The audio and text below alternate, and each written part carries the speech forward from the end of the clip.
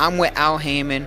Al Heyman, Ryan Garcia's biggest fight was with Al Heyman. The most money he's ever made was with Al Heyman, and then he goes back and fights. And find a knockout. So I think I did good, especially with my first fight with Derek. I want to become a champion. So that's my goal. I want Rollies, to be honest. I feel like it's a fun fight. He's a, aggressive, crazy dude. And I want that, he has a title, technically.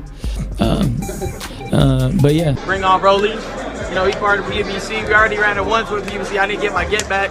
I'm going to beat Rollies, and we're going to have that. I just pray to God. I'm with Al Heyman. Ryan Garcia's biggest fight was without Heyman. The most money there made was without Heyman, and then he goes back and fights for Ryan Garcia, is knocking on the walls of Revival, finally getting a chance against a man who has been on his radar for the past 8 years for some reasons beyond the comprehension of even the greatest boxing analyst. Ryan Garcia and Romero have always evaded each other until now, and then find a knockout. So I think I did good. With my first fight with Derek, I want to become a champion, so that's my goal. I want to be honest, I feel like it's a fun fight. He's a, aggressive, crazy dude, yeah, and I want that, he has a title technically, but yeah, well, there's no better time than now, and though fans have asked several questions regarding this fight, it's no doubt that when two kings of trash-talking step into the ring against each other, their gloves would continue where their mouths stop. Bring off he parted PBC. We already ran it once with PBC. I didn't get my get back. I'm going to beat and we're going to have that. I just pray to God.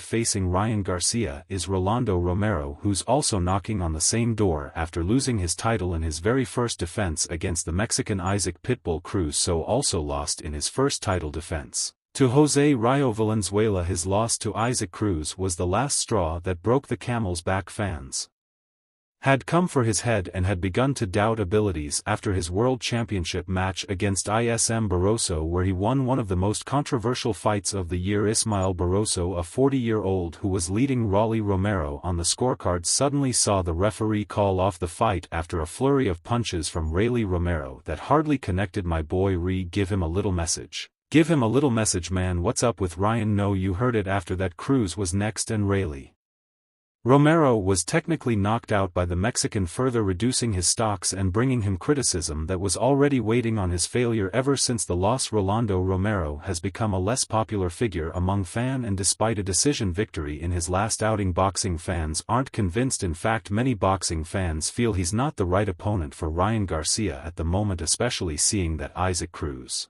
was meant to be Ryan Garcia's opponent but for his recent match against Angel Fierro, which would surely have a negative impact on his preparation. However, a win over Ryan Garcia would definitely be the statement Rolly Romero needs to make to the boxing world. I hope he keeps training with Derek James. That shoulder roll, that amazing, it was a good performance. Yeah, this pair of fighters don't just have a trash-talking history, they also have a sparring history, as they have both sparred one another many years ago, and now they finally have the opportunity to do they're talking in the ring. Boxing analysts and fans of the sport can be sure of one major thing, that we're all in for a thrilling build-up to this fight. Rolly talks, Ryan talks, but only the fighter that walks the talk will leave the ring as the winner on the night. While Rolando Romero is also seeking redemption, Ryan Garcia's course seems more charted than Rolly seems like one who's just seeking the easiest route to a world championship match. He won, yeah, he stopped doubting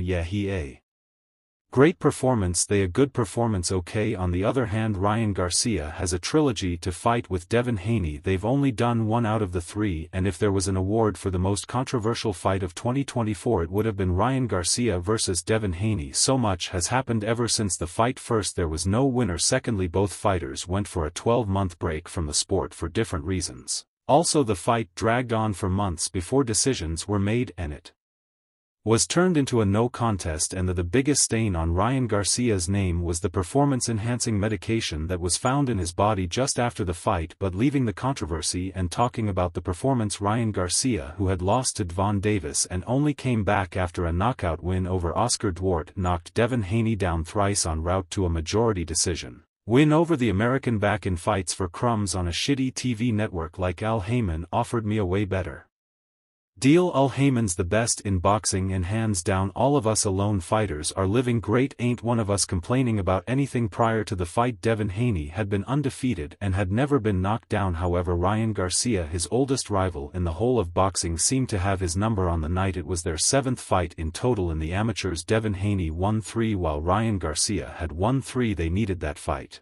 to determine the winner. Sadly, it was as controversial as Ryan Garcia's behavior in the build-up to the fight. It's with this motive that Ryan Garcia heads into the fight against Rolando Romero, hoping to thrash Romero so badly and then move on to Devin Haney with the kind of fury that had boiled inside of him for over a year. Without doubts it'll be more than bloody, but here's one more striking thing about the fight: he was guiding me and just led me to Dallas, led me to Derek, and I pursued it. And I'm here now and I feel good. I feel, it's the fact that both fighters would be moving up in weight for this contest. Ryan Garcia, whose heaviest was the 143.2 PBS he weighed in last year when he fought Devin Haney, would be adding some more pounds ahead of the fight. Well, he had already complained of his inability to make it to the 140-pound super lightweight division, seeing his body could no longer go down that low. Rolly Romero also has a big frame, and it'll be intriguing to see them touch each other's gloves in a new weight class. However, many boxing fans are overlooking the competition that awaits them in the welterweight division, with Ryan Garcia moving 12 pounds away from Devon Davis. A rematch between the pair becomes highly unlikely, except fans would want to see a weight-drained Ryan Garcia who has bowed to Devon Davis's rehydration clause policy family like Aeon. So I'm hungry, man. That's why I'm here every day training. I didn't even know this was happening, but I came to train with Derek and like I said, they're happy to be part of the team. I'm improving, getting better, and the result would hardly be different from the last one where Ryan Garcia was knocked out in the 7th round. However, the welterweight division is quite packed, with Jiren Boots Andis being one of the major threats in the division after the exit of Terence Crawford, who is also moving up in weight in a bid to get a legacy-defining fight against Canelo Alvarez. It would have been interesting to watch Ryan Garcia and Terence Crawford in the same weight class, especially seeing how much Ryan Garcia has been calling him out over the past few months. Despite his suspension, Ryan Garcia joined the list and called out the super welterweight champion in a very brutal and rash manner. This is probably because Terence Crawford had predicted against him before his fight against Devin. What are your thoughts on Haney versus Ryan? How do you see that fight playing out? Well, I think it's a great fight. Both of them know each other very well.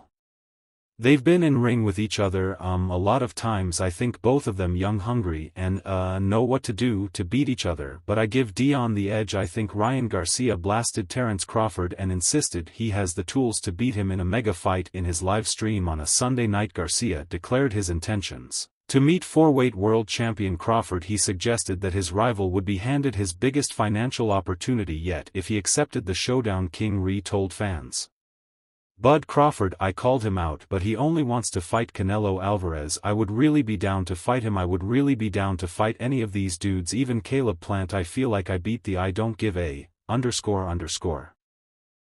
He is. You could be 154, 160. I walk around 170. Trust me, if you want to see me, come see me. I'm not worried about none. I don't think he's as good as people think. I feel like Terence Crawford is overrated. I'll beat the hell out of him. I would actually fight him. I would go in there and give it my all. He's boring. I would probably give him his biggest payday of his life if he took that fight." Interestingly, Terence Crawford fired back in a tweet the moment Ryan Garcia began the trolling days before on his X handle. He tweeted, "Damn, I did a lot to be fighting all the bums haters hate, but my name will forever be stamped in the history books forever." Crawford recently chose to move up to super welterweight, where he beat Israel Madrimov to become a world champion in a 4th weight division. He has made it clear that his intentions are to pursue a showdown with Canelo Alvarez next, which would see him likely need to bulk to 168 pounds. But Errol Spence shouldn't be forgotten as well. His stakes significantly declined after his tragic loss against Terence Crawford. However, should he be willing to seek revival like Ryan Garcia and Rolly Romero are currently doing, then he may just find his old self again. Interestingly, Ryan Garcia has also called him out in the past. "What's Earl been up to, man? He ain't with Derek James. No, you ain't. Dear James, you folded. You didn't want to pay him some money. That's up. It's all business."